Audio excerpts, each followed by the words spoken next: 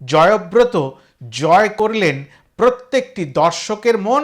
যখন সিনেমায় আসেনি তখন থেকেই তার জয়যাত্রা একেবারে শুরু হয়ে গেছিল। যে সিনেমার পোস্টার ট্রেলারই প্রত্যেকের মনে সাড়া জাগিয়ে তুলেছিল, ইচ্ছা জাগিয়ে রেখেছিল যে সিনেমাখানি একবার নিশ্চয়ই করে প্রেক্ষাগৃহে গিয়ে দেখতেই হবে। গল্পের পিছনে একটিই কারণ, একটি দামি মদের বোতল যেটা চুরি করতে হবে, এবং চুরি করে অন্য কাউকে যদি সেটা পৌঁছে দেওয়া যায় তাহলে সেই কাজটুকু বাবদ 2 কোটি টাকা পাওয়া যেতে পারে। আর এইভাবেই বেশ কিছু মানুষ এই কাজটার সঙ্গে জড়িয়ে পড়ে।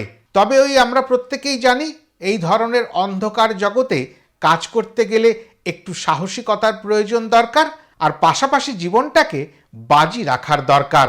আর সেইভাবেই তারা একেবারে শুরুর দৃশ্য থেকেই কোমর বেঁধে নেমে পড়লেন। সেই দামি মদের বোতল আদৌ কি চুরি করা সম্ভব হবে, এবং পরিচয় গুপ্তের কাছে সেই জিনিসখানি কি আদৌ পৌঁছে দেওয়া সম্ভব হবে, সেটা সম্বন্ধে জানতে গেলে আপনাদের এই সিনেমাখানি সিনেমা হলে গিয়ে নিশ্চয়ই করে দেখতে হবে।